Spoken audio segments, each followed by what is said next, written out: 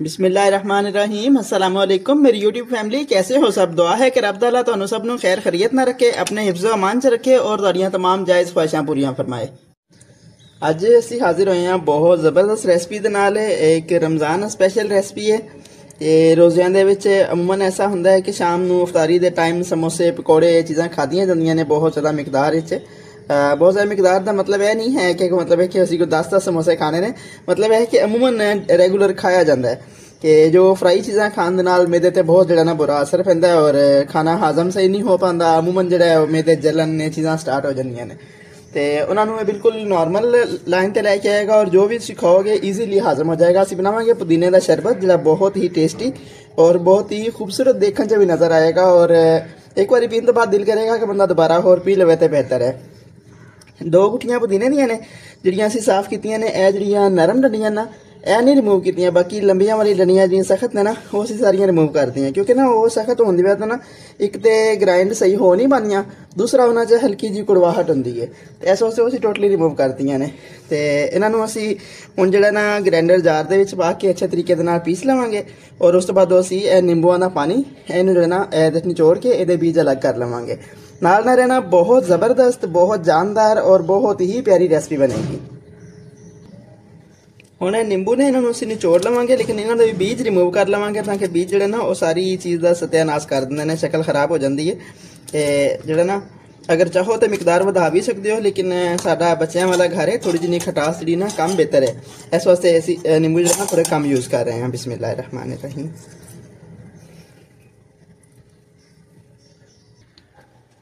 बिस्मिल्लाहिर्रहमानिर्रहीम।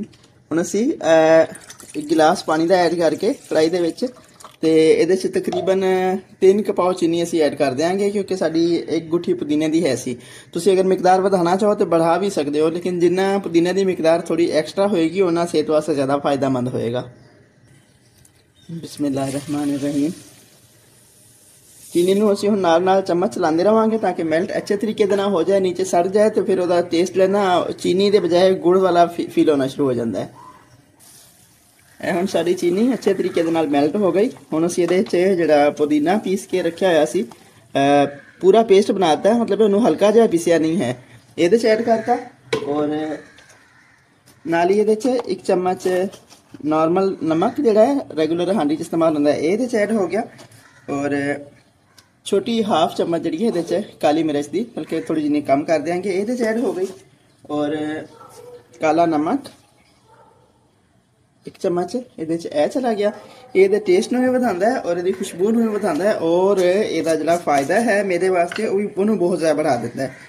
और हम आखिर ते आके 1 चम्मच असीं ये जीरा ऐड कर देंगे। कुटिया होया होवे तद भी ठीक है लेकिन साबत हो फिर भी कोई मसला नहीं क्योंकि पक रहा है तो पकन के नाल नाल जो ना अच्छे तरीके नाल पक जाएगा। हुण असीं थोड़ा सही पकावांगे ताकि इसका कच्चापन जो ना दूर हो जाए।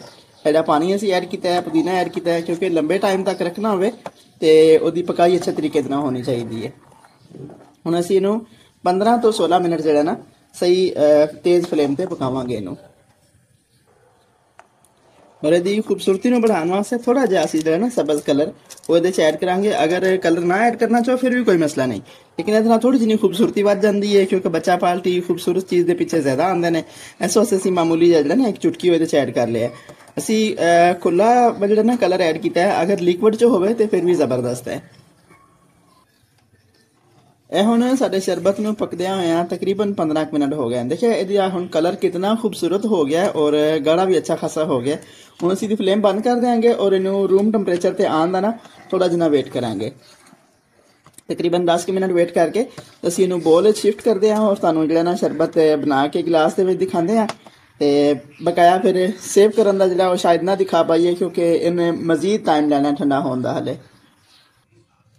यह ना नॉर्मल हद तक ठंडा हो गया। हम असीं छाननी रखांगे तो इनू अच्छे तरीके नाल छान लवांगे। सारा छानना इस वास्ते कि जिहड़ा है ना पुदीने का बूरा ये ना विच ऐड हो जाए। बिस्मिल्लाहिर्रहमानिर्रहीम। और इस स्टेज पर जिहड़े असीं निंबू निचोड़ के रखे सी 6 तो 7 पीस यह पानी भी असीं नाल ही ऐड कर देंगे। बिस्मिल्लाहिर्रहमानिर्रहीम।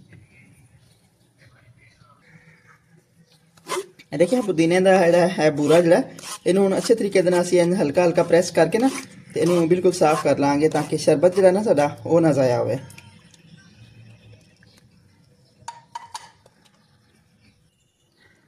ਇਹ ਸਾਡਾ ਸ਼ਰਬਤ ਬਣ ਕੇ ਬਹੁਤ ਸੋਹਣਾ ਰੈਡੀ ਹੋ ਗਿਆ। ਹੁਣ ਅਸੀਂ ਇੱਕ ਗਲਾਸ ਬਣਾ ਕੇ ਤੁਹਾਨੂੰ ਦਿਖਾਵਾਂਗੇ।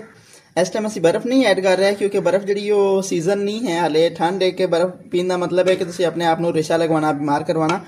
ਤੇ ਯਕੀਨ ਕਰੋ ਕਿ ਤੁਸੀਂ ਇਹ ਬਣਾ ਕੇ ਦੇਖੋ, ਤੁਸੀਂ ਪੈਪਸੀ ਕੋਕਾ ਕੋਲਾ ਵਗੈरह ਨੂੰ ਭੁੱਲ ਜਾਓਗੇ। ऐसी जानदार और ऐसी फायदेमंद चीज़ है कि ਤੁਹਾਨੂੰ ਨੁਕਸਾਨ ਨਹੀਂ ਹੋਏਗਾ, ਫਾਇਦਾ ਹੀ ਫਾਇਦਾ ਹੋਏਗਾ। ਬਿਸਮਿਲ੍ਲਾਹਿਰਰਹਿਮਾਨਿਰਰਹੀਮ। एक गिलास ਦੇ ਵਿੱਚ 2 ਤੋਂ 3 ਚਮਚੀਆਂ ਬਸ, ਜ਼ਿਆਦਾ ਐਡ ਕਰਨ ਦੀ ਜ਼ਰੂਰਤ ਨਹੀਂ। ਤੇ ਇਹਦੇ 'ਚ ਥੋੜਾ ਜਿਹਾ ਪਾਣੀ ਐਡ ਕਰੋ। अगर सीजन आ जाए तो फिर बर्फ भी बिल्कुल करनी चाहिए ऐड, क्योंकि बर्फ भी जी गर्मियों में तो बगैर ठंडे तो पानी जो पीना बिल्कुल टेस्ट नहीं बनता। तो हल्का जिहा इनू मिक्स करांगे और खूबसूरती के वास्ते पुदीने का एक पत्ता ऐड करांगे और नींबू का एक कतली ये साइड ते। हेलो, जबरदस्त शरबत, खूबसूरत तरीन शरबत है। और सब तो वड्डी गल है कि बना के तुसी बेशक इनू 2 ਤੋਂ 3 महीने स्टोर कर लवो, टेंशन कोई नहीं। और फायदेमंद इन्ना है कि जिस तरह के असी बाजारी बोतलां पींदे हैं रंग बिरंगियां और साडे मेदे जाम हो जाते हैं, बेकार हो जाते हैं, ऐसा कुछ नहीं माशाल्लाह, बहुत जबरदस्त, बहुत फायदेमंद। ठीक है जी, अगर ये मेरी खूबसूरत जी, प्यारी जी और सस्ती जी रेसिपी तुहानू अच्छी लगे तो कमेंट और शेयर लाजमी करना। बाकी मेरी तरफों तुहाडे सब वास्ते दुआवां। हसदे वसदे रहो, आबाद रहो। अस्सलाम वालेकुम।